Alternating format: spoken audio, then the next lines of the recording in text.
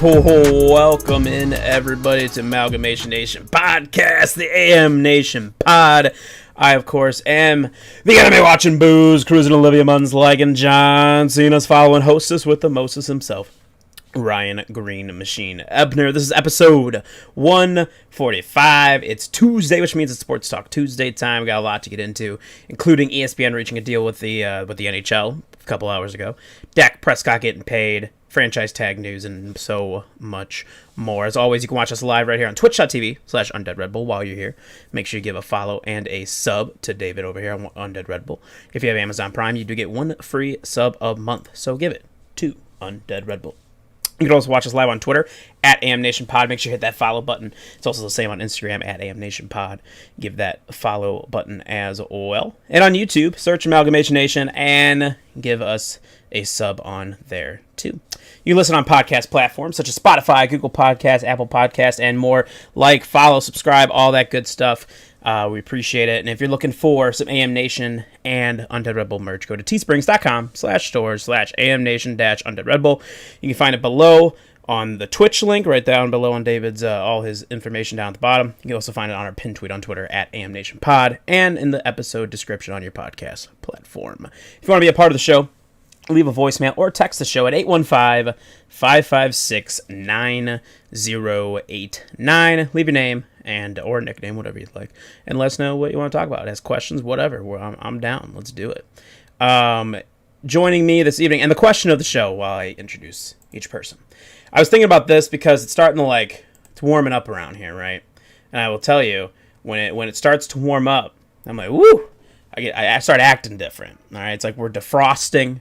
I feel different, but I get into this really happy mood. So, what it made me think of is, what is your favorite month?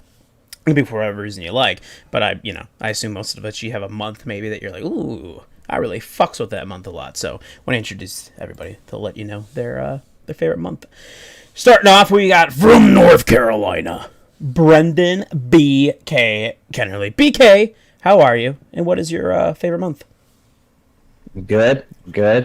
My favorite month, December, because one, it's Christmas time, so everyone get jolly, motherfuckers. Two, all my Christmas shopping's usually already done by that time because I've already had it done. I'm awesome. Three, it's actually getting cold. It feels great down here around that time. Because I'm ready for it to kind of be cold. Four, I grew up in Maryland, as most people know, but all of my extended family, cousins, grandparents, all live in North Carolina, because that's where my parents are from. So I would see all of them twice a year. It would maybe be in the spring or summer, and then Christmas time, because we would always come down for a week at a time. We would spend half of it in Raleigh with my mom's side of the family, and the other half in Greensboro with my dad's side of the family. So I also associate that month with seeing all of my extended family and spending time with them. Number 5, it is the best time of the year sports-wise, because I get football, I get college football. Usually you're getting basketball, college basketball, hockey, and Premier League all at the same fucking time. And usually during that time of the year, I can wake up in the morning, have a nice coffee, or whatever it may be, watch Premier League soccer. And if it's Saturday, then go straight into college football, watch that all day. Sunday, do the same thing over again, except where it's college football, just sub with NFL football, and it's fantastic. It was good. That's good. December is BK's favorite month. Next, from twitch.tv/Undead Red Bull, Undead Red Bull himself, David, how are you? And what is your favorite month? I'm doing pretty good. Let's see, my favorite month. Man, it's hard to top December, like BK said. Nice. I'm gonna go something different though, because I like Christmas. You can throw in New Year's Eve too on there. I don't think you mentioned that. Mm-hmm. Let's see. I'm gonna go with July, just because my birthday's in July, and also goes 4th of July. So usually it's 2 big parties for me, or at least 2 fun times. And then usually, as a friend group, I don't know why, but it always seems like in July is when we do barbecues with friends. Because it's the honorary when we all first met. Yeah, so that's when we all chill. We have our little reunion thing sometimes. I'm sure we'll do something this year. We didn't do it last year. And I sleep in garages in July. Yes. Yeah, that works out great for you. Mm-hmm. But yeah, I think I'm gonna stick with July. It's nice. You can go to the baseball weather, in the summer. Ooh, great. It's a good point. It's a good point. So BK's is December. David's is July. Rounding out the group here. Petey Tahiti Argus. Pete, how are you? And what is your favorite month? I'm doing well. Doing well, man. The weather is starting to get nicer, so, a little bit happier. So, Ryan, you're 100% right. Mood's going to change. With that, my favorite month, I would say, is May. I would say May because, selfishly, like David, that is my birthday month. So, I'm going to go with May. And it's always around Memorial Day as well. So, you get an extra little 4-day weekend usually, at least 3-day. So, I like that. It's also like right when baseball season starts to kind of, get heated up. Because like April is kind of like a crapshoot just because it's like freezing most of the time. But then the players start to, get into form there in May. And also that's like the beginning of like summer. So there you have so much promise, like summer, all these events that you could do, obviously pre-COVID. So May is my month. And then I asked my wife, Molly, what her favorite month would be. She said October. Great choice. Because I guess there's been some, big things in our relationship, that have happened, during that time. We first, started dating in October. We also got engaged in October. And we've had like fond memories at OU, like in October. So, so she went with that. And bonus, I don't think she like said this, but I'm guessing it's one of these. The leaves changing. It's pretty cool in October. She's a big leafer. Oh, huge leafer. Leaves are great. Yeah. So, and then she'd be mad if I didn't say this, but she wanted to say hi to the entire crew. Hello, Molly. There's Molly's hi. Hello, Molly Holly. October is a great choice. Melissa in the chat also says October. It's her birthday month and Halloween. Boom. There you go. October is good one. Boom. There we go. Mrs. Undeniable. Also in October. There we go. Halloween. Nailing it. And it's also our anniversary, kind of like how Pete is when we first got together. Boom. There we go. See, October. Great choice as well. I was going to follow suit and take April because that's my birthday month. But I decided against it because I thought about it a little bit more. I'm going to go with March. March, to me, has always been my favorite. It's because, one, St. Patrick's Day. I love St. Patrick's Day. There is not many other holidays that make me cheerier than St. Patrick's Day. I also love March Madness. It is my favorite sporting event. It is the best time because you wake up on usually a Thursday. This year it'll be a Friday, and it's just non-stop college basketball. Everybody gets their setup. Everybody's setup is a little different, right? Whether you've got your phone going, you got multiple TVs going, your monitors going, whatever it is, you are locked in. Everybody does their brackets. It's a great time. It's also because for usually, if we get lucky around here, is where we start to we're moving on. We're moving on. At least it feels like we're moving on past winter. It's starting to warm up a little bit because that first 50 degrees when you get out of winter just feels so good. It makes you feel, you start acting different. You know what I'm saying? You start acting just wild. You're like, I don't even know. I don't even need this jacket. Fuck it. I don't even need a hoodie. We're just out here in shorts. You know what I mean? Start acting different out here. So I'm going to go with March for my favorite month. Shy Brushline says Oktoberfest beers. Very true. Another great mention for October. Yeah. Nailing it. I also like March because Summer Shandy starts to creep back in. That's a great one. Summer Shandy. Oh, yeah. I just tried that 312 Shandy. Yeah, a little disappointed.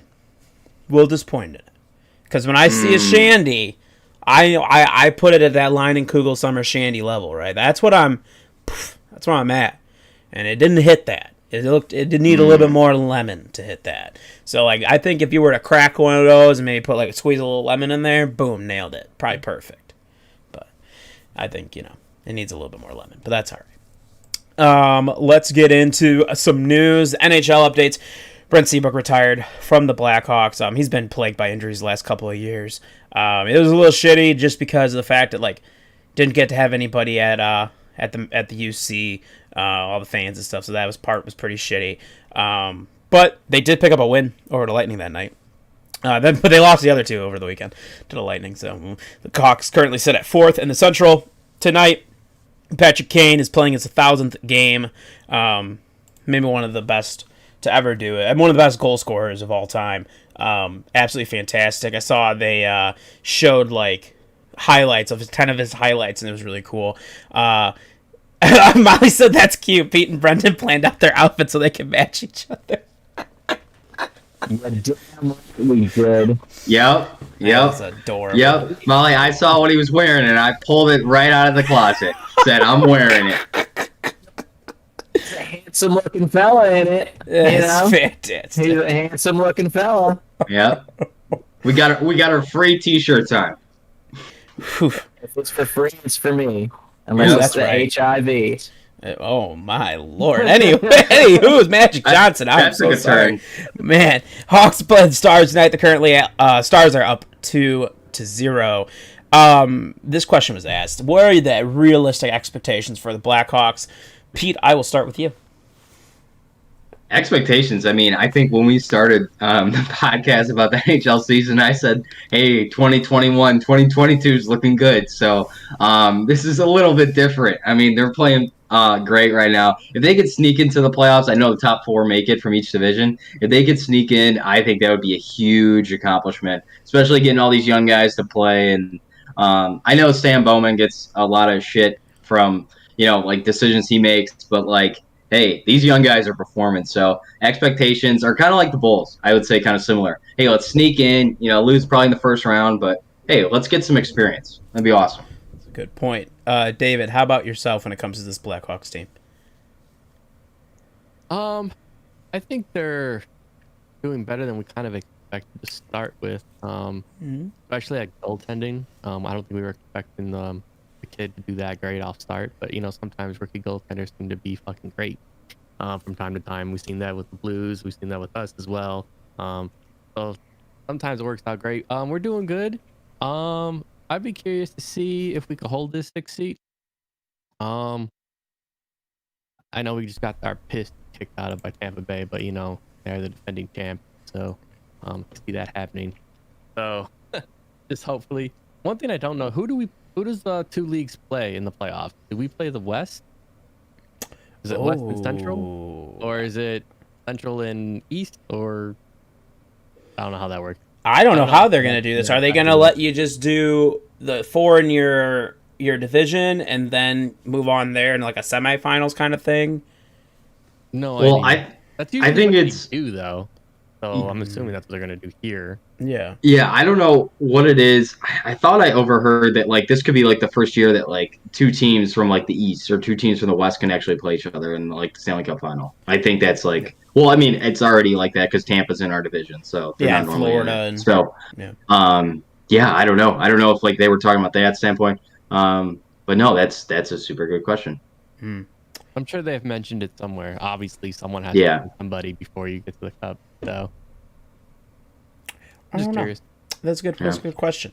Shy Brushline said they can make the playoffs, but there's still too many growing pains to make a serious run. 100%. I mean, if they sneak in, I would just be absolutely thrilled. I thought the Hawks are going to be bottom of the barrel. And they, I've outperformed my expectations, just like David and Pete said. I mean, they've performed extremely well. So I'm happy with it. I mean, we all know Subban sucks. He still does. So that's cool. But that's all right. We're getting experience. I think this Hawks team, especially without Kirby Doc and no Jonathan Taves and how well they played, you gotta be pumped about it. So I'm pretty excited. I'm happy with it. Like I said, if they sneak in, they're pretty dope. Tom Wilson suspended for 7 games for his hit on Carlo. The suspension is reasonable considering Tom Wilson's history. The Caps currently sit at 2nd in the East, and they're tied up with the Devils 4-4 in the 3rd period. BK, how are you with your Caps? Yeah, I mean, content. Just what I expected. Nothing. That's it. Goaltending still sucks, but that was kind of expected. So, especially with the Lundqvist, the hard thing. So, sucks. But is what it is. Just ready for playoff hockey. I get it, dude. I get it, man. Yeah, exactly. I get it. Before a couple hours ago, before we went live, breaking news was ESPN and the NHL struck a deal. It's a 7-year broadcast contract, and ESPN obtained Stanley Cup rights in the process. This is according to Chris Johnston of Sportsnet. ESPN will become one of the NHL's media partners starting with 2021-2022 season after coming to terms on a 7-year deal. The contract will reportedly give the media company the rights to broadcast 4 Stanley Cup finals between 2022 in 2028. It also provides streaming rights to Disney. ESPN will split the package with another media company, but that company has not been named at this time. Neither were the financial terms of the deal that's going to take place of NBC's rights that will expire following the current season. Just so everyone is aware, the NBC pays approximately $200 million per year for its rights in the United States right now, and that deal was signed back in 2011. It was a 10-year deal. Pete, I'm going to start with you. Your thoughts here on ESPN getting into the hockey market here with the NHL? Huge win for the NHL. This is a massive win. As much as like people want to bitch and complain about ESPN, this is a huge win for the NHL because now ESPN is forced to basically talk about it because it's now their product. So now you're going to have more segments. Now you're going to have like, you know, how NFL Live, I know NFL's 365 in ESPN's eyes, like it is in most people's eyes, but you're going to have like NHL shows. I think they're going to piggyback off of this. I think this is huge for them. Because like, I mean, you have like the first game of the NHL season, I think it was like on NBC, you know, sports or whatever. And like some people couldn't even see it. So it's like you're kicking off the season. You already have like a segment of the population. They might just like be, you know, scrolling through channels and hey, look what's on ESPN. So I think this is a huge win for them because, yeah, I mean, for the NHL, they needed a platform like this. So, yeah, I think this is a huge win for NHL here. Elaine says, will we get games on Disney like Nickelodeon? Because if not, I don't want it, which will lead me into BK. Your thoughts, because I know you're a big fan of the NFL games on Nickelodeon. Your thoughts here on this ESPN reaching a deal with the NHL? Like P2 said, I think ESPN will be forced to talk about it more. I know John Buccigross has got to be thrilled. Same with Barry Melrose, Greg Wyshynski, and Emily Kaplan all over there at ESPN. So congrats to them. Hopefully they get some good content pumping out again, because I know they actually let go of a lot of NHL writers just the other year, unfortunately. So maybe they'll put back more into the writers on that end. I don't know. But going into your point specifically about potentially games going on Disney, I said in the pre-show, I would love if they did something wacky on Disney Plus, like, you know, how Nickelodeon had like the slimes on. Just give them something just wacky and crazy, just Mickey Mouse or just Goofy or Pluto, just any character. Like I don't give a flying fuck. Just give me any Disney character on there, like just doing something like silly or like whatever when they score a goal, and he scored the goal. Yep. I'll just be tickled. So I'm all for it. There's so many Frozen references that you can do that are just like easy, like just like let it go. You can obviously just like say that for like most of the things, or I don't know. Just I'm all for it. Even better. I didn't even think of Frozen. Even better. Let's fucking go. I'm excited. David, your thoughts here on ESPN partnering up with the NHL? It sounds good. Overall for hockey. I'll be more curious to see what does that mean for the Stanley Cup playoff.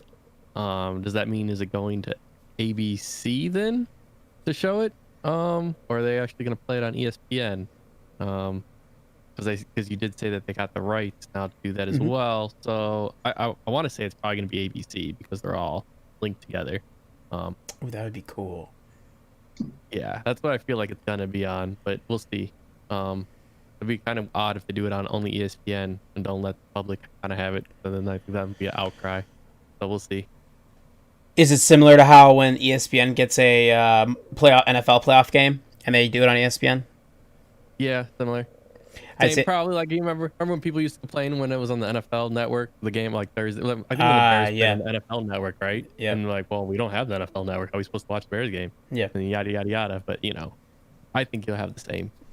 Definitely a lot bigger. It depends what market it is too, because you gotta remember, you know, certain teams gotta count more than like if the Blackhawks are in the playoffs versus like the Rangers. A lot of people are gonna have an outcry if they can't watch it on basic TV. Right.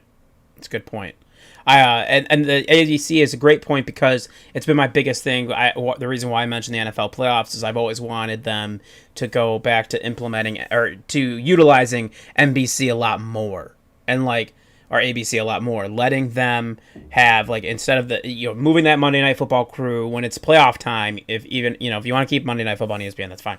But like the playoff crew, letting the playoff games go on ABC. I think they should utilize that more. And now with the NHL, we don't know who they're going to split this obviously with. The other company could be. There's a lot of options out there. I know Amazon, that seems like a prime target here. That would be really cool. Will they do the draft like The Bachelor since it's on ABC? I hope so. Like, you get this rose. You're getting a rose. Oh yeah, let's do it. I'm all for it. But I do hope that they utilize ABC more in this. The Disney streaming right thing is where I'm like, well, what does that mean? Does that mean we're gonna get a bunch of different like content coming to Disney Plus? Is it going to be similar to how Paramount Plus is showing Premier League games and stuff like that right now that you can watch live on there? Because obviously Viacom, CBS, that all is a part of Paramount Plus. Is that Disney's direction that they're going? That Disney Plus is going to have live content as well. That would be interesting.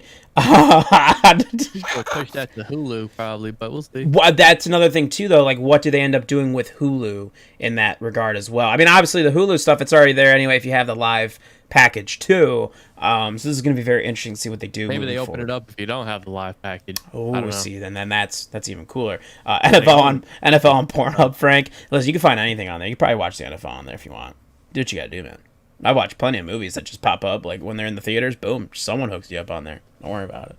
You'll be all right. I remember when Endgame, and we're at work, this is a side story, Carlos was like, bro, look at I found Endgame, or Infinity War, whichever one it was, Infinity War, like right here, someone posted here. And Joey's like, don't play that right now!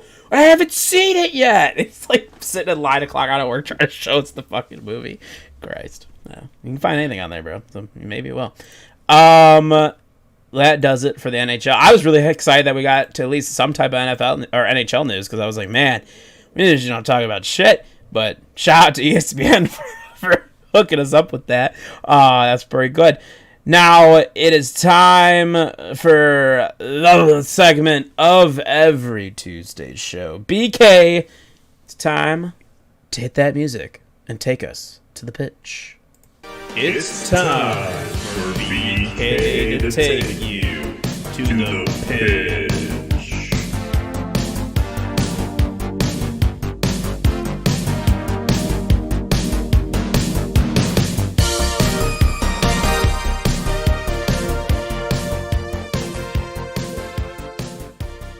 Boom! It's my favorite.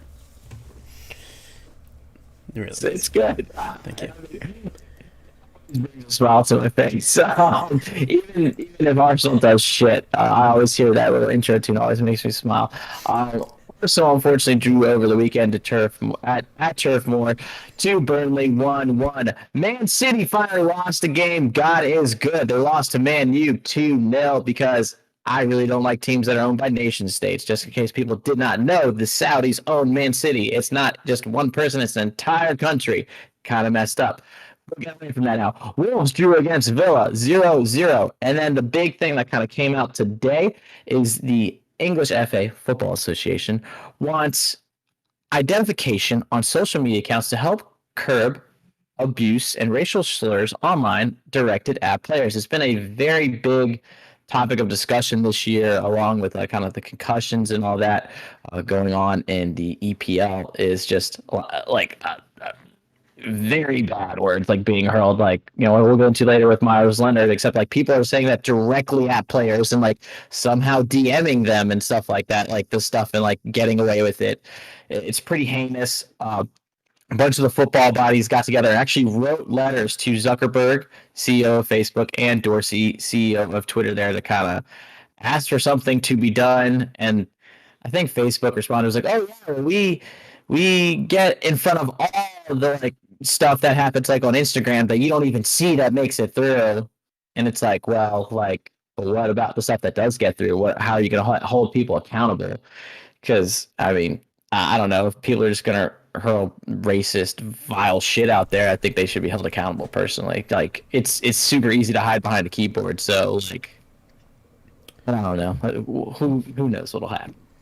That's a great point. I mean, it is true, right? We've kind of been into that, not just in the football and soccer level, but every level, right? Where people just kind of you've got a lot of keyboard warriors out there that just can say whatever they want, and they're not, because they know there's no repercussions to it, right? That is something that definitely needs to be worked on. It's something that people have called upon Facebook, Twitter, everywhere else to crack down on it, right? Twitch being another one, which is going to lead us into our NBA discussion as well. Earlier, again, before the show, Myers Leonard from the Miami Heat, he was streaming. I think he's playing Call of Duty. And he hurled out there a really anti-Semitic slur towards Jewish people. Not going to obviously say it. You can look that up for yourself. I won't play the clip. But he did, and I was like, oh, shit. Can't do that, and so now the Heat are looking into it. They're investigating. I don't know how much there is to investigate. I mean, he just fucking said it. He got wrecked in Call of Duty, and he said it. So, I mean, damn, even Undead Rebel here, he's more calm than that. He's not here just whipping slurs around on Twitch. Damn. Christ. You know what I mean? Unreal. They were looking for trade partners with him, and I think that was happening before this happened. So now we'll see how that affects the market as well. But it goes right. It goes to your point. Yeah, you got these. It's not just the fans either. We got to keep the athletes and other people in check as well. So, will Twitch do anything about that? I would say probably not. Probably not. I'm gonna go with no as well, because that's the Twitch way. That is the Twitch way. Hashtag the Twitch way. Oof. Blake Griffin gonna sign with the Nets, because why the fuck not? Why not? All right, the Nets are doing everything they can because they want to prepare for a showdown with the Lakers. And does Blake Griffin help that? I mean, you hope so, right? I mean, Blake Griffin kind of overrated to me, but that's cool, man. He just knows how to dunk. That's about it. He can dunk. He ain't got no jumper. That's why he sucked in Detroit so bad. He's got no jumper. So, what is this going to look like for the Brooklyn Nets? I don't know, but it is what it is. They keep getting bigger. I thought Allen Robinson was making fun of people dropping scoops on Twitter, and tweeted out that like the Andre Drummond is going to get moved to the Nets. I was like, at first I saw it, I didn't see the account. I thought it said Woj, and I was like, son of a bitch, dude. Like, why? Like, what the fuck? And I saw it was Allen Robinson. I'm like, oh no, that's cool, man. Just worry about trying to get Russell Wilson here, bro. That's all I gotta worry about. Don't worry about Andre Drummond, baby. We ain't worried about it. The All-Star weekend took place this past weekend. Team LeBron won because of course they did. Of course they did. Fucking stud. The starting five was ridiculous. I think it was like him, Giannis, Steph, Dame was out there. Luka. Yeah. Nasty. Team is nasty. Nasty. Obviously would have really loved Team KD to win, even though KD's not even playing. I mean, whatever. But because of Zach LaVine. But besides that, I was like, that's fine. This team's great. They had the 3-point contest, Pete. I'm sorry. Zach LaVine did not win. Steph Curry did, because he's arguably the greatest shooter of all time. I mean, it's unbelievable. It's just stupid, the shots that he hits. We also had a dunk contest somewhere sprinkled in there. Whatever. Wasn't great. Yeah. I saw people ripping on the kid from the Pacers because they were like, yeah, dunk sucked. And like, I mean, yeah, when you go back and look at it, it is impressive, right? I mean, he went underneath the leg that he jumped off of. That is actually really difficult.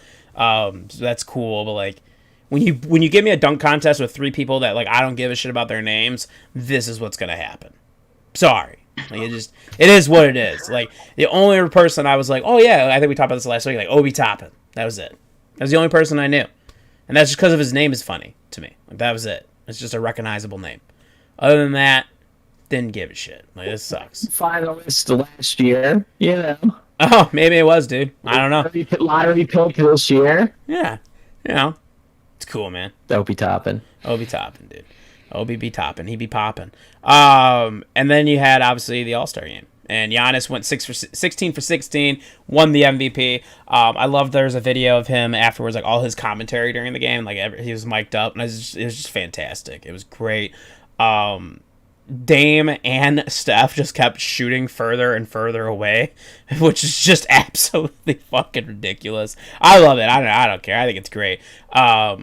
Someone said that they should, every fourth quarter should have a score you have to hit, so that it feels like there's always going to be defense in the fourth quarter of an NBA game these days. So there's that too. Pete, do you have any takeaway on All-Star Weekend as a whole?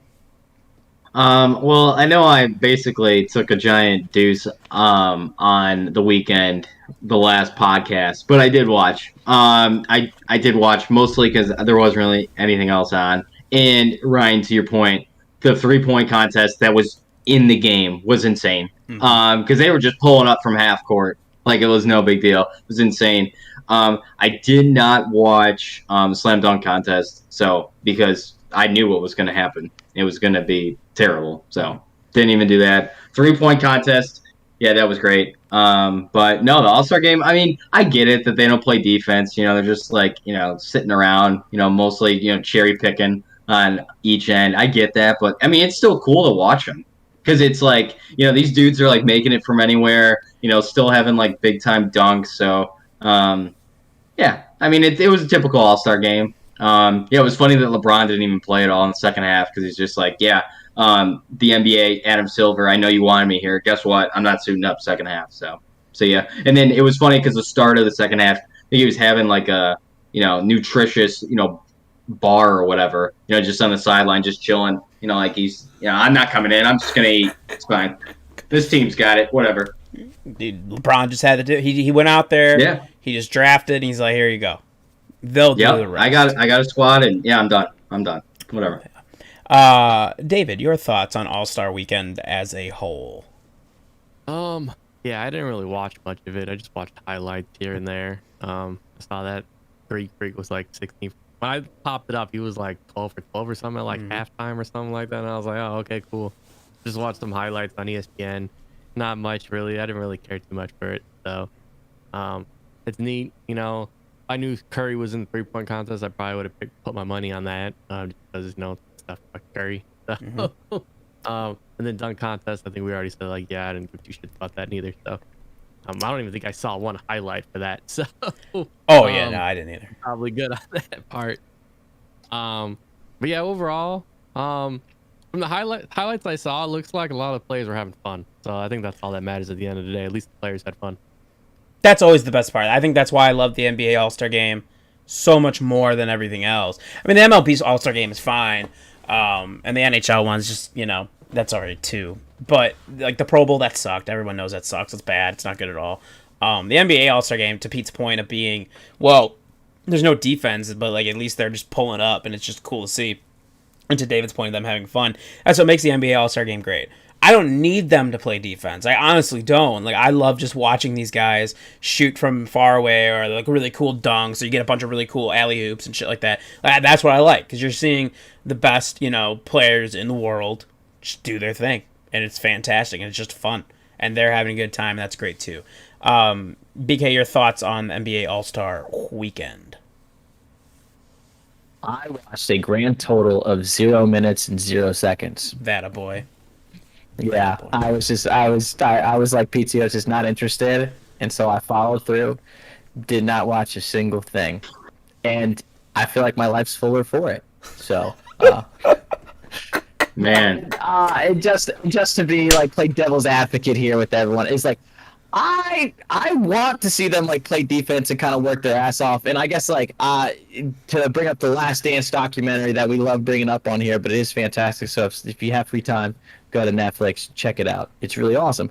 But one of the episodes centers a little bit around Michael Jordan and that dream team and how they would go ham at each other in the practice. That's kind of what I want to see like from the All-Star game. And that's what I really love about the MLB All-Star game is that like the pitchers are still trying to pitch. They're trying to get guys out. Guys are still trying to like sling and everything like that. The game does matter because it gives you that home field advantage. The NBA All-Star game means nothing. And so that's why like there's just like no lack of defense. Like there's no trying. So it's like, and maybe just because like I'm Baltimorean, I do like the defense aspect in all sports. I just don't want to be just like high scoring and all over the place. Like that's just not fun. That's just like super one-sided in my opinion. So I do enjoy more defense, but I know that'll like never happen. And shout out to Sean Taylor. I love that Pro Bowl where he jacked up the punter, where like the punter was like trying to run it there on like on the fake punt. Sean Taylor came up and fucking wrecked him, and guess what? Fucking deserved it. Like I don't know, like people like the TV companies are paying money for this, and this is like prime time. Like really make it entertaining. Yeah. Well, BK, to your point with the punter of the Bills, Brian Moorman, getting lit up, I think his soul is still in Hawaii because it was taken out of him by Sean Taylor. My God, like he was just level. I do love. And the crazy thing is, like, he was so close to the sideline too. He was so close, it just gets lit up.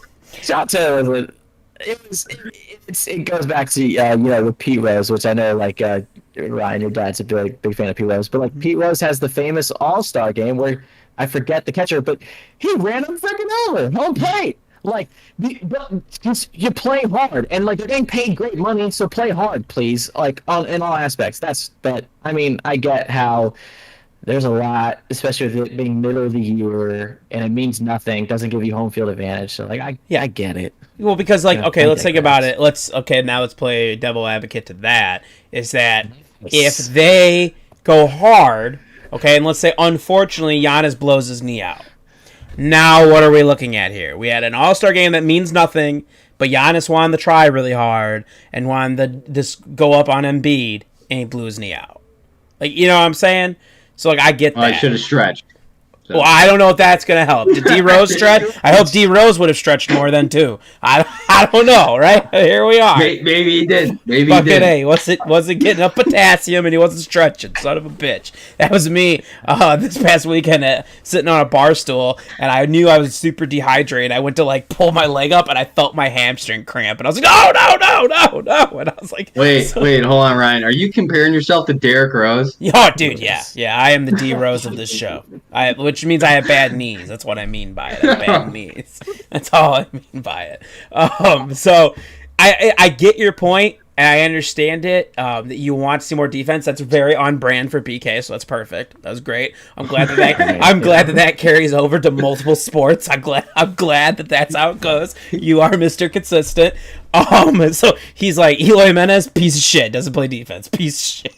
That's good. It's good shit. But I do understand, like, it's different because the MLB All-Star Game does mean something. So, like, they kind of do have to go. They do have to try more. Whereas the Pro Bowl means absolutely nothing. The NBA All-Star Game means absolutely nothing in the grand scheme of things. I guess in the Pro Bowl's argument would be, like, you could try harder because, like, you guys playing aren't doing anything next week.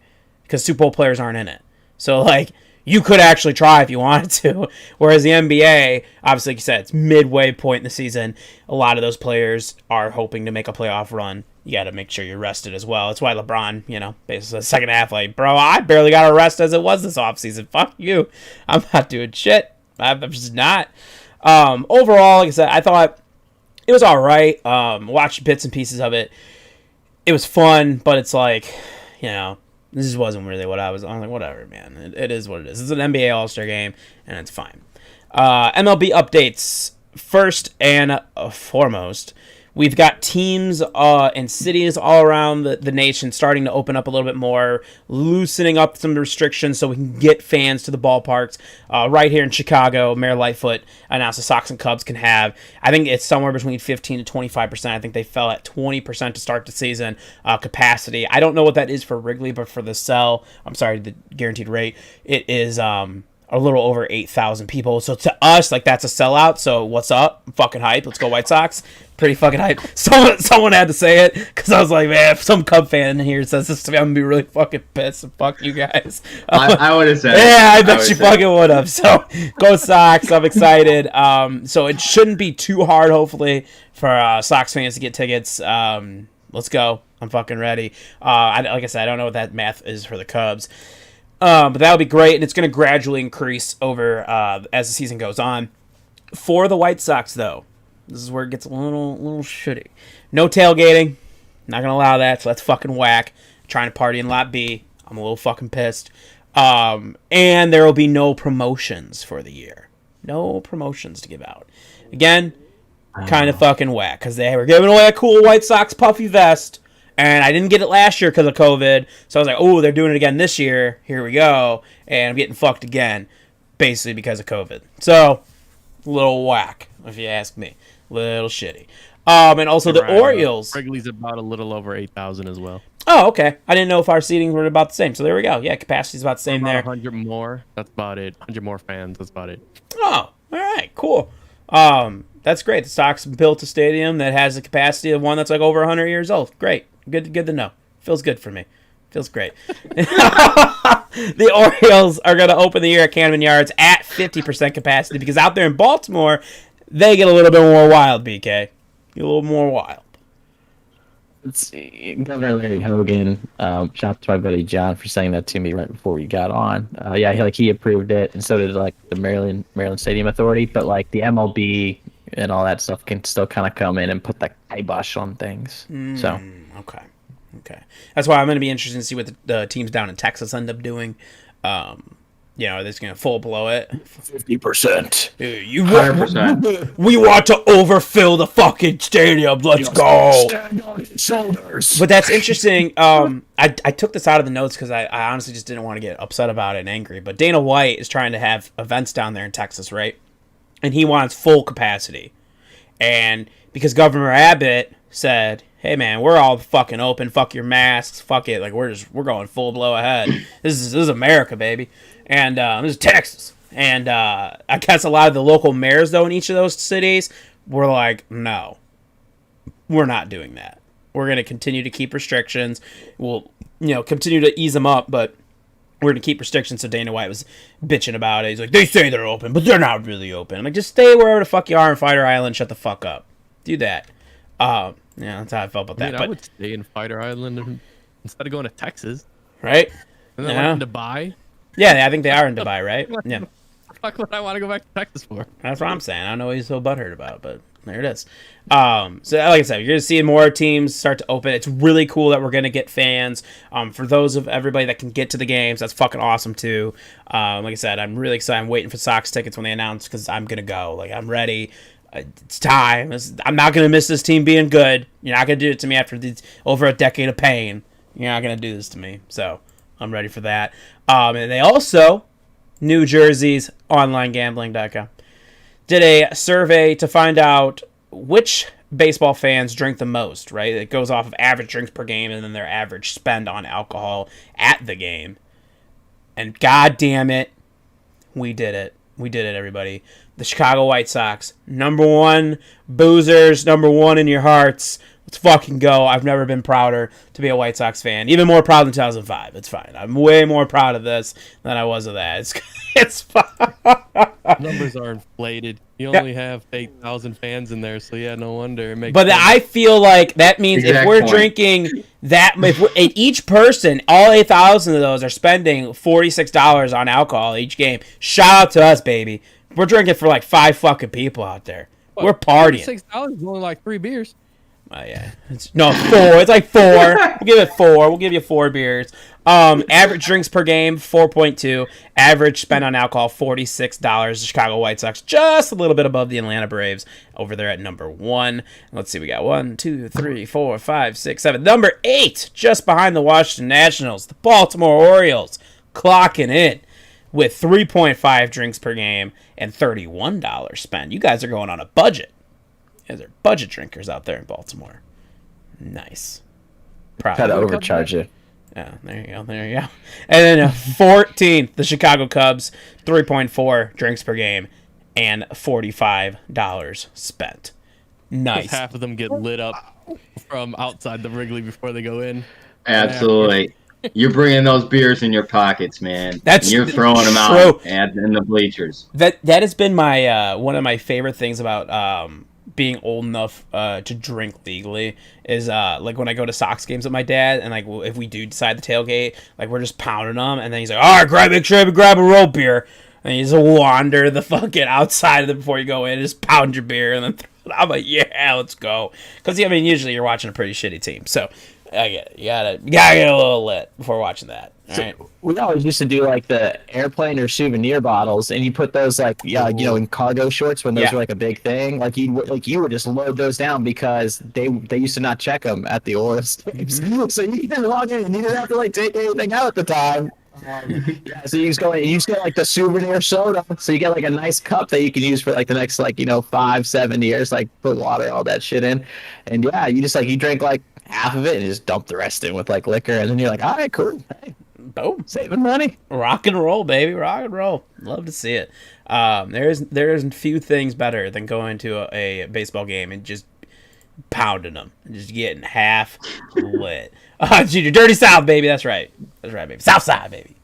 Come away with them, baby. Getting murdered, but getting fucked up in the same process. Let's go. I'm excited. I'm ready. I'm ready for baseball. Miscellaneous sports news that we're going to get to here. Mark Pavelich, member of the Miracle on Ice team, was found dead at the Minnesota Treatment Center. He was 63 years old. He had checked in there with some mental health things going on, and I don't think they released the official cause of death, but they definitely believe that played a role in it. Les Miles. You remember Les Miles? Coached the LSU Tigers. Well, he was originally, when I typed this up, he was placed on leave by Kansas after the 2013 allegations, but now they've agreed to part ways. Les Miles is accused of inappropriate actions toward female students while at LSU. This is including texting them, taking them to his condo alone, making them feel uncomfortable, and on at least one occasion, kissing a student and suggesting they go to a hotel after telling her he could help her career. And it looks like LSU tried to bury and hide all this. Kansas said they didn't know anything about this when they interviewed him for the opening. And of course, go Tigers. Yikes. Pete, your thoughts here on Les Miles allegations? Who would have thought the guy that eats grass that you play football on is kind of a weirdo? Who would have thought that this guy that just eats grass and talks about it like he's eating, like just a French fry, that it's just normal. Like, who would have thought that the guy has something wrong with him? Never would have thought.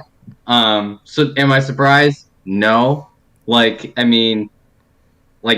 Miles, it's just, this is just disgusting. Come on, Jesus. And Kansas probably didn't know about it. I'm going to guess because LSU probably kept it under wraps. But, LSU's had ever since their title game last year, they've had some bad things happen at university. You had the things with recruiting, I think, with Coach O, and then other things that have happened there at the university. This is just bad. This is, Les Miles, this was kind of last straw for him, I think, at Kansas anyway. Because, who goes to Kansas to coach football? And, now that this is coming out, Rock Chalk, he lost. Yeah, true. Rock Chalk, they're just going to keep losing. They're never going to win. So, it's bad. Yeah, what a dick. What a dick, though.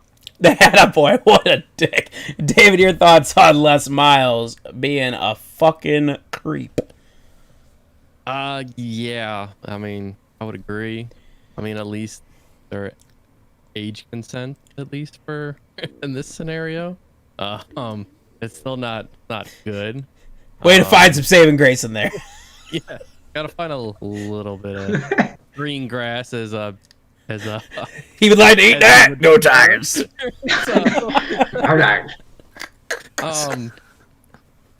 It seems it's kind of weird, right? I kind of want to see I want to hear the female side, right? Obviously, there's more than that. Is it just inappropriate actions? What does that mean? I need more details. Yeah, I didn't go into the I didn't read into the entire thing. I took the cliff notes on it. I'm sure it will come out if it gets more into investigated, right? And we'll know more. like if he actually did anything or was he just trying to, hook up with a college girl. So, yeah, I still think it's bad because you're supposed to be basically, you're almost kind of like an acting professor, even though you're a football coach at the university. You should have some type of standard when you're at that type of position level. 100%. That is a very, very good point. BK, your thoughts on Les Miles? Glad Kansas parted ways with him. That was smart decision to kind of just handle that very quickly. It reminds me a lot of the Bobby Petrino situation when he got with like his old assistant and got in like a car crash with her and like gave her like $20,000 as like a gift.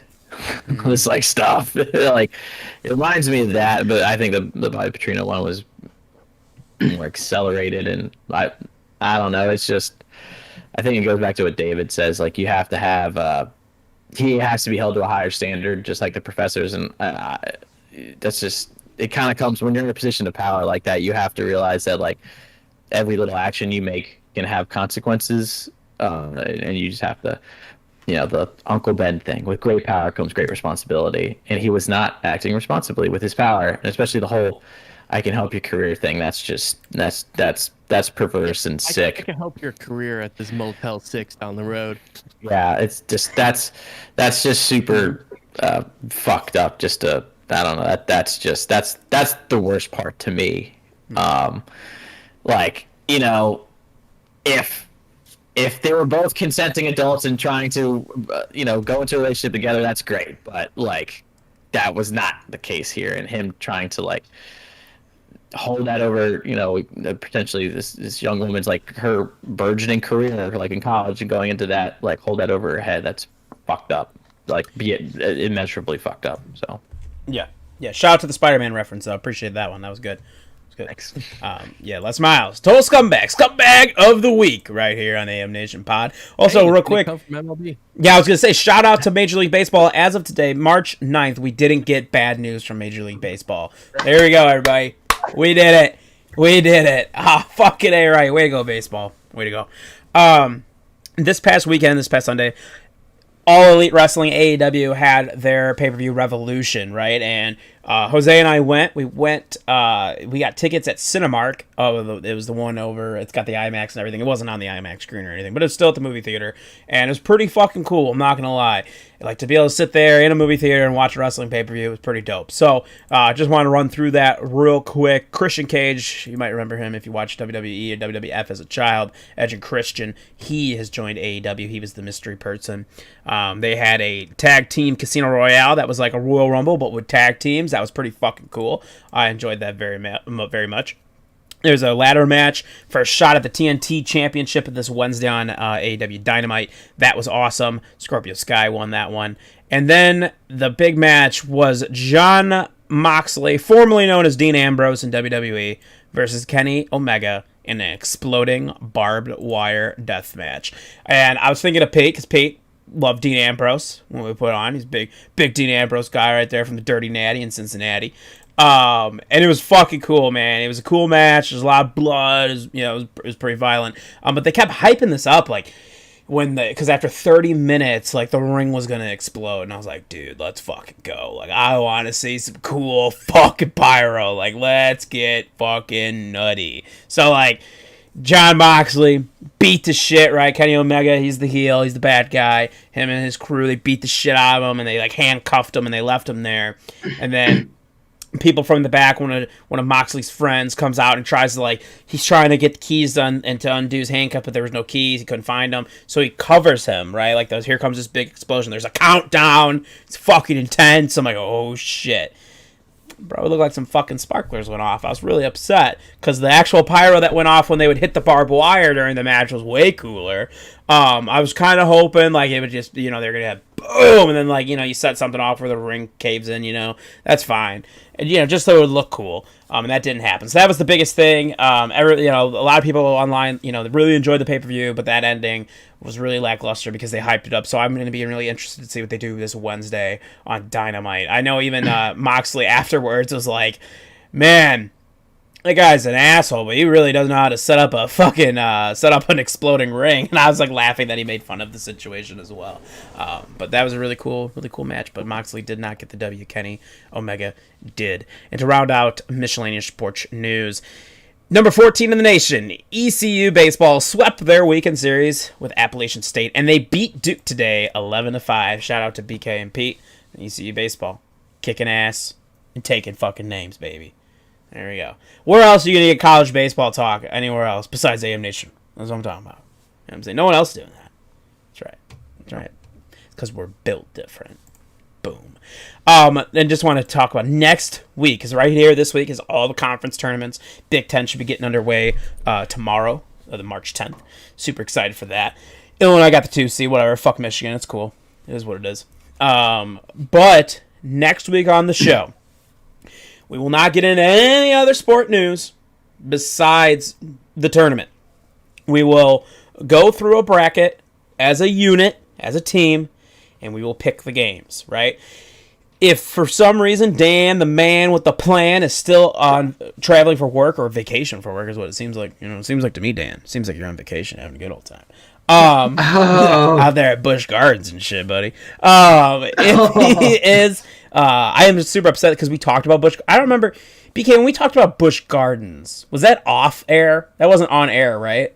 It was off air. It was off air, right? It was the three of us who were talking about it. Yeah, because I was talking about he was going to go on that Loch Ness Monster ride, bro, and then it was shut down for maintenance. I was fucking pissed, bro. I was pissed. I felt bad for him. Man. He's out there in Busch Gardens. But if Dan is not here as the deciding fifth person, I don't know, we'll figure something. Either we'll flip a coin or Junior, you will be called upon to jump in here and just pick a fucking team. Just pick a fucking team. That's all you're gonna have to do. If we have a tie, you may be sitting on standby here in the chat until you're called upon. I don't know. We'll figure it out.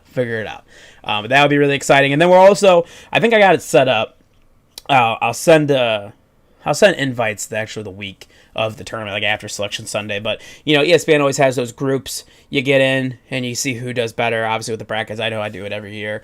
So we'll do that. We'll have, each one of us obviously will have our own bracket. We'll invite anybody else who wants to do it. It's fucking, I'll invite Joey, invite Dan, Junior, Mike, fuck it, everybody gets in. You see who picks better. Because honestly, you don't need to know shit to do these brackets. So it's cool.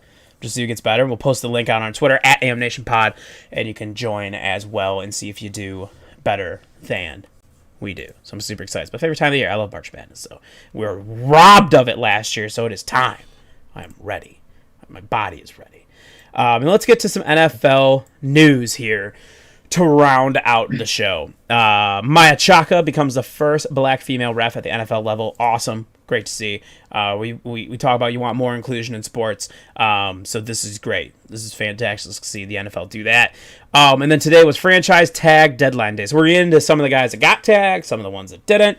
Whoever wrote Mitch Trubisky, appreciate you.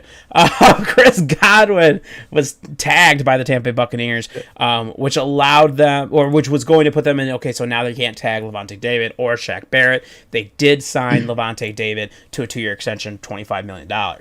But Dupree was not tagged by the Steelers, and actually the Steelers didn't tag anybody.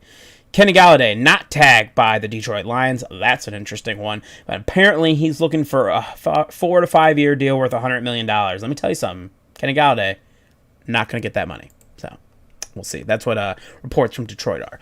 Mitch Trubisky, not tagged. Sorry, Bears fans. Mitch Trubisky was not tagged. But Allen Robinson was. So that's good. Now let's work towards an extension. Please, let's do that with Allen Robinson. Chris Carson was not tagged. Aaron Jones was not tagged, but they are bringing back Devin Funchess. Matthew Judon not tagged. Yannick Ngakwe, or Ngokwe is how this is, not tagged. Oh, that's all right. I'm into it. Hassan Reddick not tagged. Brendan Scherf tagged. Marcus May tagged. Taylor Moton tagged. Leonard Williams tagged. Cam Robinson, tagged. I allude to Shaq Barrett, not tagged. Hunter Henry, not tagged. And Jonnu Smith, not tagged. Pete, I'll start with you. Thoughts, one, on Aaron Jones. Obviously, that's your team, so Aaron Jones not tagged. But then is there anything else that stood out to you from tags today? Well, starting with Aaron Jones thing. Well, clearly Gunther was messing around with the whole tag thing about Aaron Jones. So that was a lot of BS when he had his conference last week. Yeah, I mean it'd be great to bring him back on a short-term deal. I mean they did just draft AJ Dillon, so I'd love for them to have some kind of 1-2 punch. Whether or not they bring back Jamal Williams, that'd be great too. Good locker room guy. Or Aaron Jones. I think with AJ Dillon, you got your power back, you got your speed back. I think that would be cool.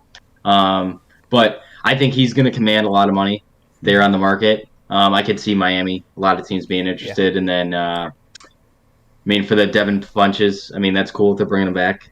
I mean it's not really bringing him back because I mean I guess technically he didn't play; he sat out last year. But other than that, I mean there wasn't really too much that surprised me when it came to tags. I mean the Allen Robinson thing. I mean we've been a pro Allen Robinson podcast for the entire time. So not really sure what the Bears are thinking because like this is your one offensive weapon. So why don't you sign this dude? But yeah, I mean nothing else. Well, maybe Galladay. I mean, because I don't think like why does Galladay think he's worth that much money? I mean the dude like doesn't stay healthy. Like I mean he's good when he plays, but like when does he play 16 games? And now probably going to be 17 games. When does he actually play a full season? So other than that, I mean the Bucks are very smart. Able to tag Godwin. But I wouldn't be surprised if Shaq Barrett maybe comes back. Try to run it back maybe for another year. Who knows? Especially, I mean, who knows what the salary cap's going to be? That's a great point as well. And we'll get into that a little bit with Dak Prescott. But to the point of Kenny Galladay, Mac Pride, dude. Maction, NIU Pride, baby. Maybe that's why. Maybe that's why he's like, That's probably it, man. I get like $25 million a year. Let's fucking go. I'm like, I don't think so. Unless Baltimore is willing to pay, I don't know who's gonna pay for a top wide receiver like that right now. Not Kenny Galladay, at least. And we talked about last week, they're not even interested in top tiers. They want second tier receivers. So, boom. David, your thoughts on Allen Robinson being tagged? Obviously not Mitch Trubisky. Also, Frank, Bears tagged Cutler. All right, come on, man. All right, no Cutler slander, bro. Come on, man. Shout out to you though. Your thoughts on Allen Robinson getting tagged here for the Bears, and if there was anything that stood out to you during the other tags. It's probably the best decision the Bears could have made so far this offseason. So Nailed it. Shout out to not fucking up the first thing they need to do. So that worked out great. I think the Packers kind of shot themselves in the foot not tagging Aaron Jones because I don't think their salary cap issues are going to allow them to re-sign him as in the free agent market. Mm-hmm. I think Pete nailed it on the head. Probably like Miami's going to come out and overspend or definitely outbid the Packers heavily to where he's probably going to leave. The only way he stays is if he really wants to be a Packer and he's going to take a pay cut. Say that working for them. Chris Godwin, obviously Tampa's trying to figure out some stuff going on over there, trying to keep that team together so that they can try to go back to back. That one kind of was expected. Obviously, it was kind of like, hey, who's going to sign their extension? And whoever doesn't is getting franchised. That's kind of what it looked like. Mm-hmm. And they got someone to sign. So like, all right, you're getting the tag. That's what kind of looked like was going on there. And that's pretty much about it right there from at least the tag perspective. BK, your thoughts here. Judon and Ngakwe, both not tagged. And if there was anything else that stood out to you. I'm okay with them not tagging either one. Matthew Judon, I know that the previous offseason they were trying to work on something long-term, but he was asking for, in my opinion, a little too much money, but they tagged him, so he can go elsewhere this offseason if he wants. And Ngakoue didn't really kind of fit the bill like when we traded for him and brought him in, unfortunately. There's a lot of this offseason is going to be crazy because the salary cap's kind of increasing barely. It's only gone up to 180 million, so it's only going up 5 million overall. So it's not a big jump. It's small. So that's why you're seeing a lot of big names cut as well. So I think that the Ravens were smart to not tag either one, and they can potentially get a steal. Like they can, I think they can get like a 1-year contract, like wide receiver and D end, and really try to go and try to win this year. Yeah, and the Ravens are also going to be the next team that is in line possibly to pay their franchise quarterback as well, because we saw the Cowboys do that this past weekend. For me, listen, yeah, David nailed it. That's the right move the Bears had to do. They had to get Allen Robinson, and we're off to a good start, baby. Here we go. Now it's we're bringing Russell Wilson in. Let's fucking go. I'm gonna keep believing it. Make it happen. All right, let's go. One team's off the list now. They ain't trading for him, so we're down to 3. And the Bears are part of that 3, so let's do it. Throw it all at them. Let's do it. The Titans are trading their 2020 first-round pick, Isaiah Wilson, and a 7th-round pick in 2022 to the Dolphins for their 2021 7th-round pick. Okay. Isaiah didn't want to play. He's a bit of a bitch. And Titans had to move on from him. So there he goes. Go off to the Dolphins. Yeah. Why not? Out great for Tennessee, I guess. Yeah, great 2020 first-round pick, baby. Way to nail it. You'll love it. They also released Malcolm Butler, so that's another thing too. Super Bowl hero for the New England Patriots, released by the Tennessee Titans. Trent Brown traded from the Raiders to the Patriots and restructured his deal down to $11 million. The Raiders and Pats also swapped late-round picks of 2022, a part of the deal as well. Great for the Patriots. They get a really good offensive lineman in Trent Brown as what they need as they're trying to kind of rebuild a little bit out there in New England and figure out what their quarterback situation is going to be as well. Kyle Long, former Bear offensive lineman, is returning to the NFL. Is this the key? Was this the missing link for Russell Wilson to come to the Bears with a injury-prone offensive lineman in Kyle Long, former drafted by the Chicago White Sox, mind you? No, it's not. Hashtag PK says. No, it is not the missing link, and that he probably will not be a Bear. I don't see it. I don't see Kyle Long coming back to the Bears. I think Kyle Long goes somewhere where he could probably just win right away. That'd probably be cool if you're Kyle Long at this point. Yeah, maybe the Packers. Maybe he wants to go play with Aaron Rodgers. Maybe he wants to go down and really shore up that line in Tampa Bay, right? I don't know. Maybe he wants to go to Kansas City and help him shore up their line. Not sure. But those are options, obviously, for Kyle Long. We'll see what happens there. And, of course, Dak Prescott got fucking paid, bro. This man basically went to Jerry Jones for the last however many years and said, this is what you're going to pay me. And Jerry Jones said, no, fuck you or not. And then right here on the 11th hour said, never mind, we're going to fucking pay you what you want. Dak Prescott is a 4-year, $160 million contract with $126 million of that guaranteed. That puts him at 31 years old when this contract expires. So set himself up to get paid a fucking again. Just get paid again. Like, God damn. And he gets $75 million year one, and a record $66 million signing bonus spread over the length of that deal. There's a lot to kind of unpackage with this, right? Why did they do this now? When you think about it, like, the Cowboys could have given him an extension 2 years ago and paid him Jared Goff money. Now they're paying him near Patrick Mahomes money. I will say something, though, before I get to each of you, is that my biggest complaint from sport fans, Cowboy fans in general, or any sport fan, well, if he wants to win, man, he should take a pay cut. Look at Tom Brady. Look at whether, Ben Roethlisberger, whoever. It's very different, right? And I listened to somebody today, and they brought up a really good point. None of us at our jobs would be okay with a pay cut. All of us, if whoever you work for came up to you and said, hey, I'm going to give you $10 million deal. But remember, with this $10 million deal, because I'm giving you so much, the rest of the productivity around might kind of suck. The rest of the fucking the staff might be kind of meh. Might have to cut a few people or something. But we're going to give you $10 million. Nobody is going to look at their boss and say, no, it's cool. I'm a good person. It's cool. I'll take the cut. Let's help everybody out. No. You need to get fucking paid. Because that's what we're trained to do. Is get fucking bread and get this bag. So I don't hate on Dak Prescott for getting fucking paid.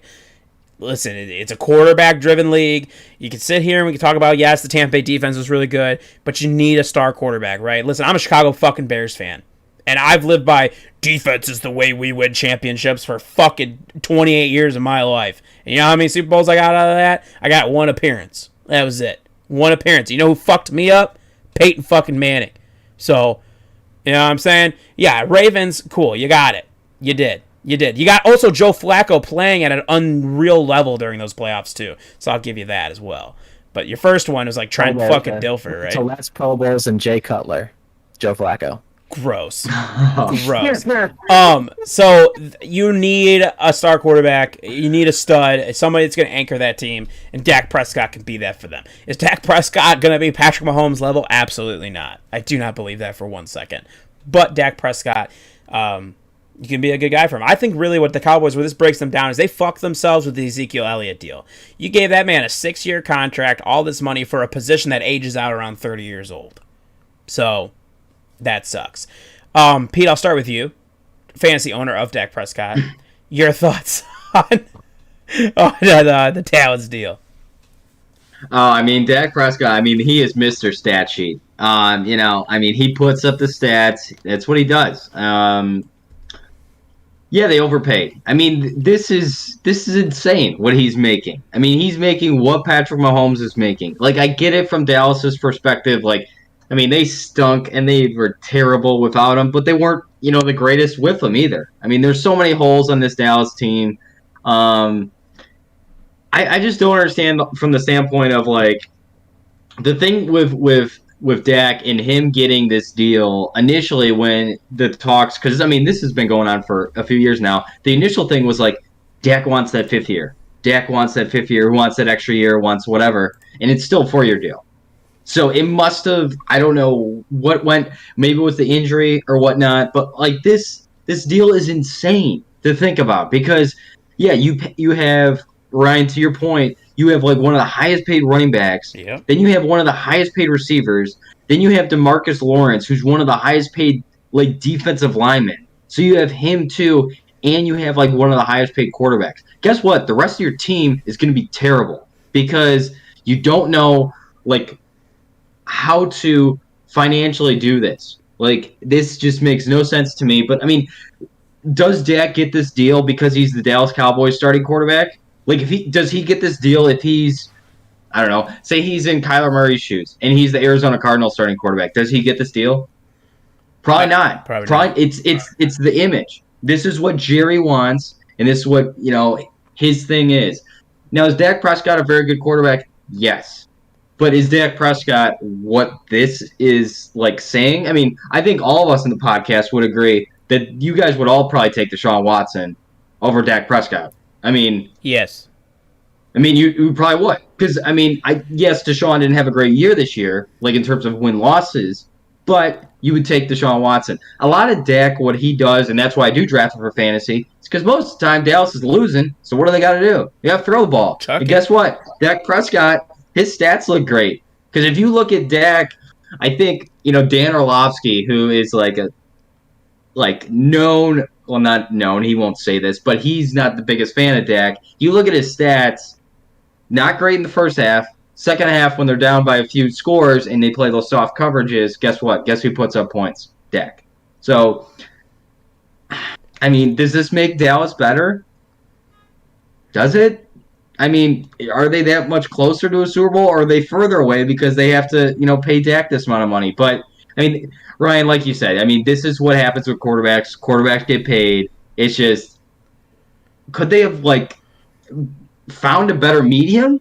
Like, I mean, if you were Dallas and, like, looked at it and, you know, maybe slotted him a little bit lower than, you know, Patrick Mahomes' money, I mean, that's just insane. The $126 million guaranteed, that's insane. I mean, we saw that leg injury. They had to blur it out so no one else could see it. There's a reason why. Tony Romo was really hoping it was a calf cramp.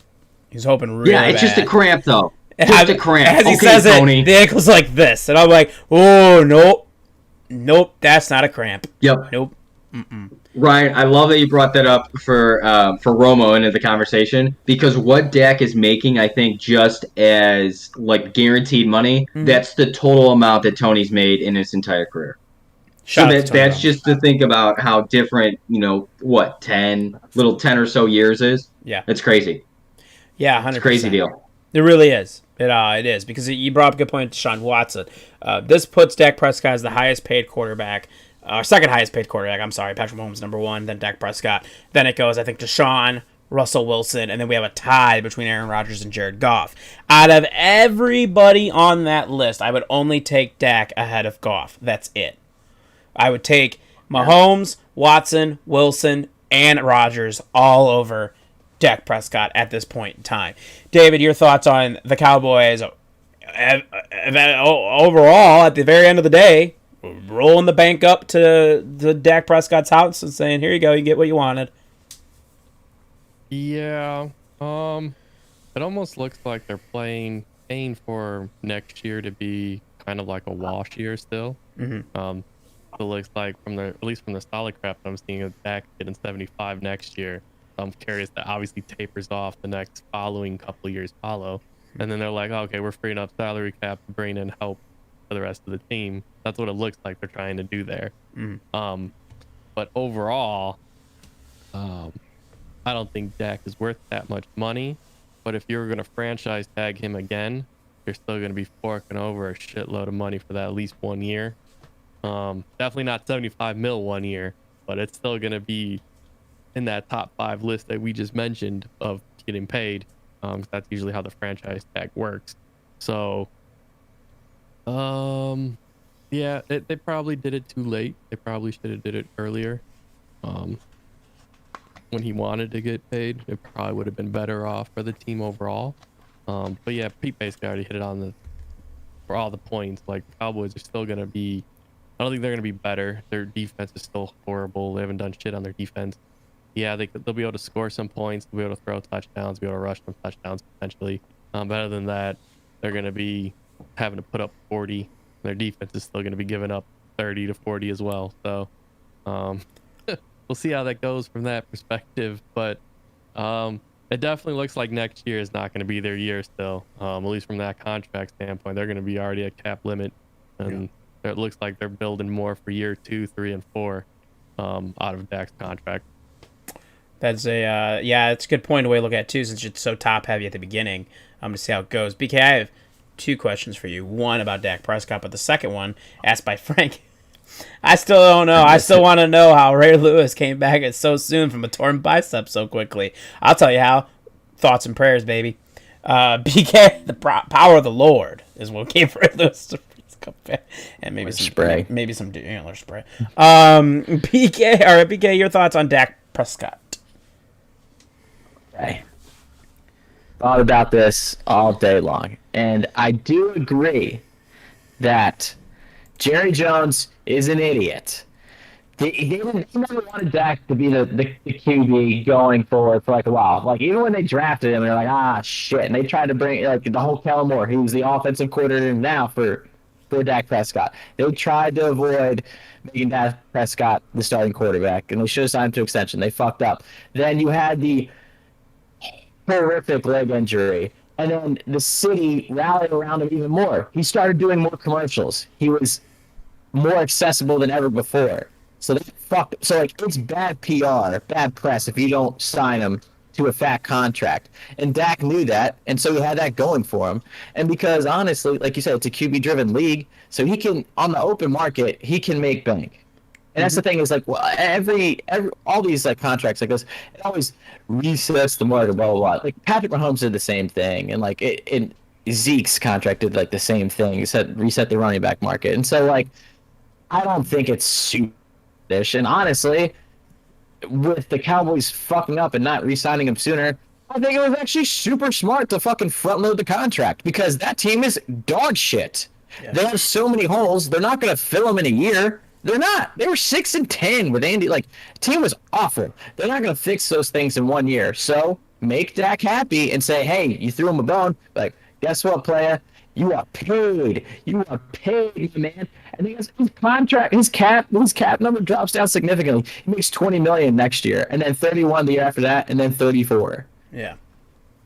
His cap number drops down significantly. Like I said, they're not, and that's why I think it's actually, yeah. Like I said, like I'm two minds. Like I think the deal that they signed today, considering like they waited so long, not a bad deal in the grand scheme of things because they're not going to compete. They suck. The way they structured it, yeah. Yeah, I think it was super smart for the way they structured it. And plus, it's like a down year. The salary cap's going to go up, which I think you have hinted at in the notes, is that was Jerry Jones tipping off about the next big TV contract. He is a part of those committees. Yep. So it's like, is the contract probably going to go up?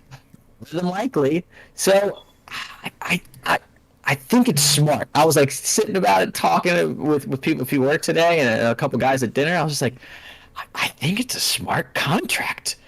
I think it's smart. Mm-hmm. And P2 was absolutely right, by the way. I just want to give a shout out to him on like the career earnings with him and Romo.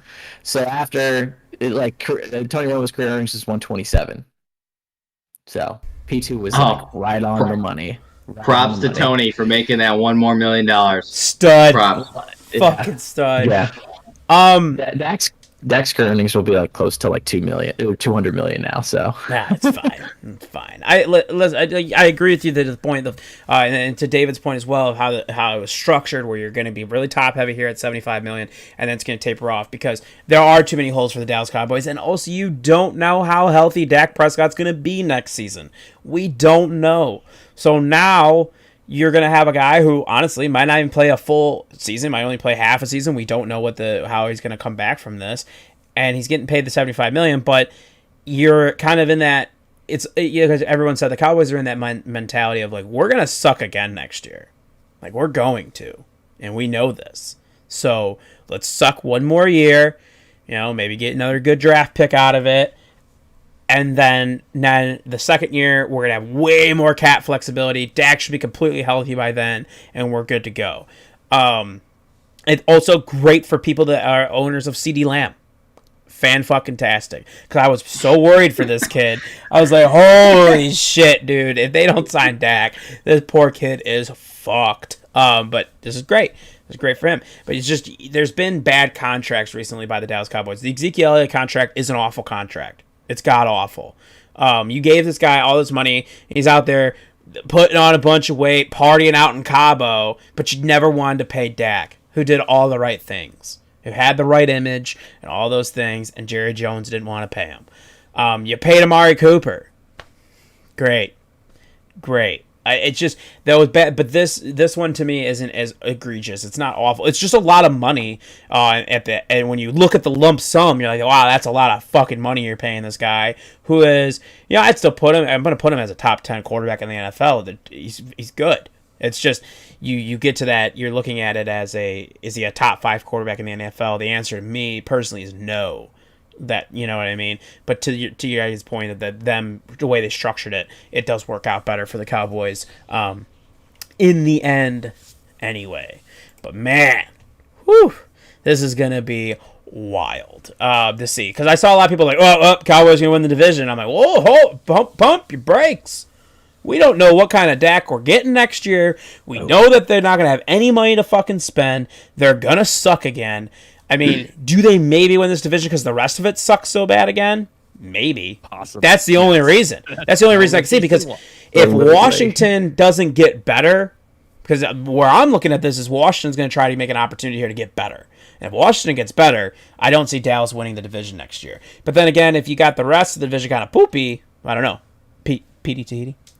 Well, I mean, I think we have not talked about the ultimate X factor for the Dallas Cowboys.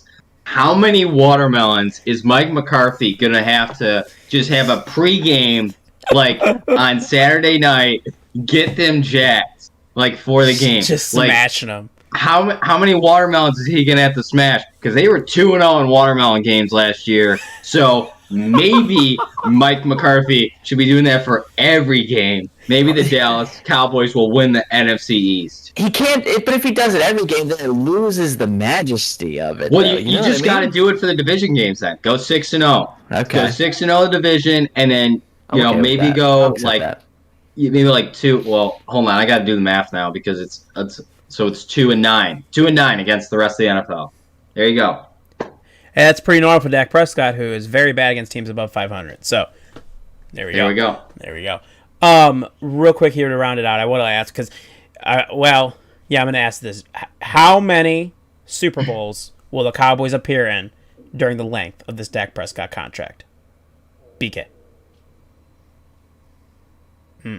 David. For the there's another podcast, zero. it's 0. BK It's 0. only David's a 4-year contract. I'm going 0. but won't appear in any. Pete. Can I go lower than 0? Oh. Yeah, no, it's gonna be 0 unless they show up for the game. Maybe Dak will show up for the game. It's the only way he's gonna be there. Like as a fan, maybe he'll have some pre-game coverage. I'll say maybe year 4. But other than that, there is no shot in not anytime sooner. No way, man.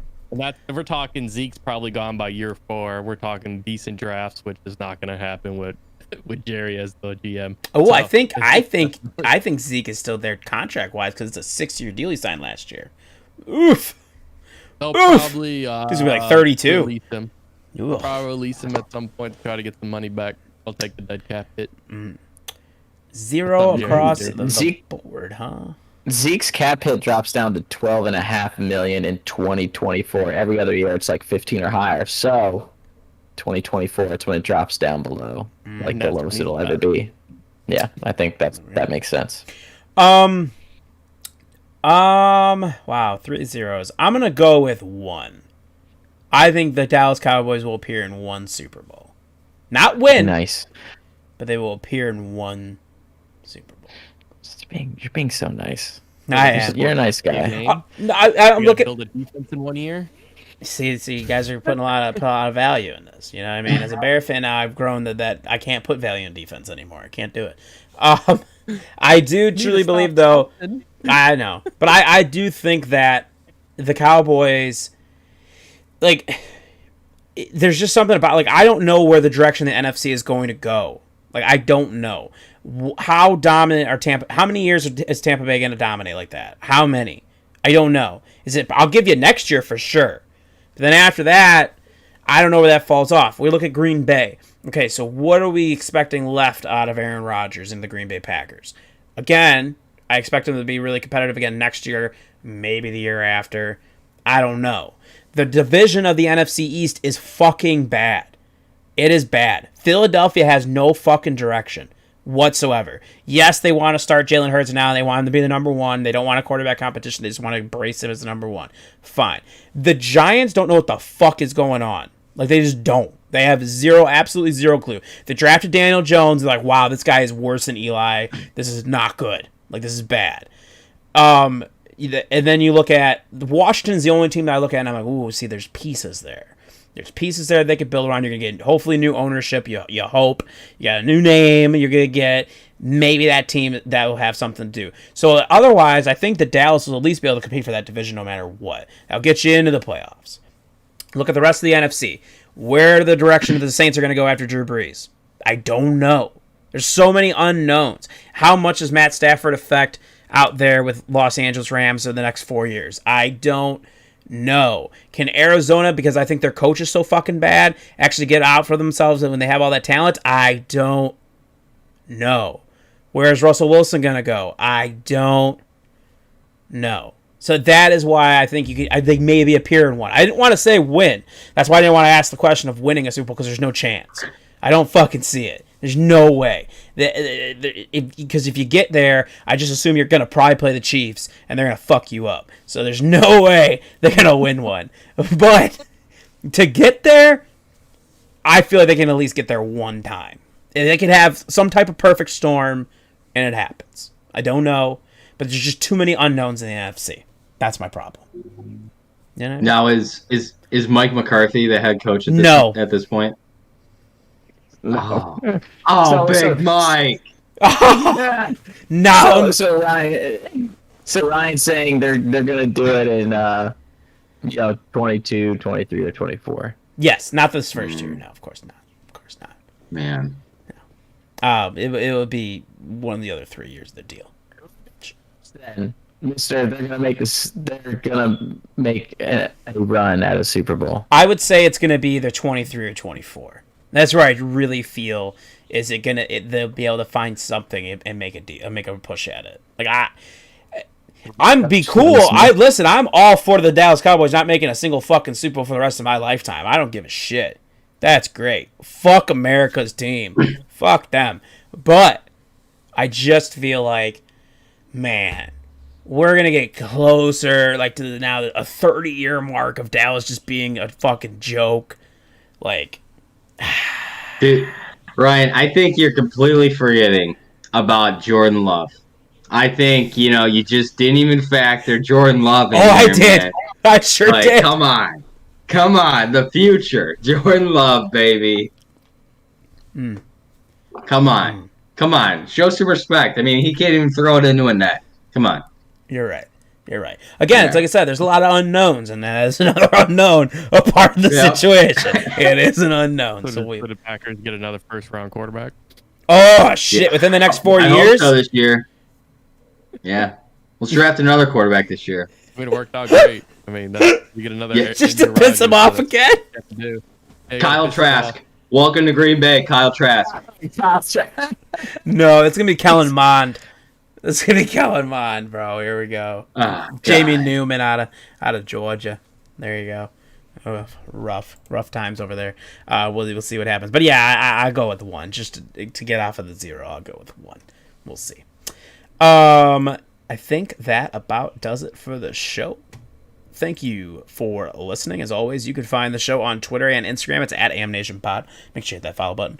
On YouTube, search Amalgamation Nation and hit that sub button. On podcast platforms such as Spotify, Google Podcasts, Apple Podcasts, and more. You can subscribe, like, follow, all that good stuff. We appreciate it. If you're looking for AM Nation and Undead Red Bull merch, it's teesprings.com/amnation-undead Red Bull. You can find that in the podcast description on your app. You can also find it on Twitter in our pinned tweet and down below in David's description as well on twitch.tv/undead Red Bull. And while you're there, make sure you follow and sub to Undead Red Bull. If you have Amazon Prime, you get 1 free sub a month, so give it to Undead Red Bull. If you want to be a part of the show, you can text or leave a voicemail to the show, 815-556-9089 with questions or thoughts in general on the show. We're back Thursday night for a gaming episode. We've got a WandaVision review podcast we need to get done. Next Tuesday is the March Madness bracket show, Justice League Snyder Cut review, MLB previews coming up, and more. As always, everybody, be safe, be kind to one another, and stay breezy.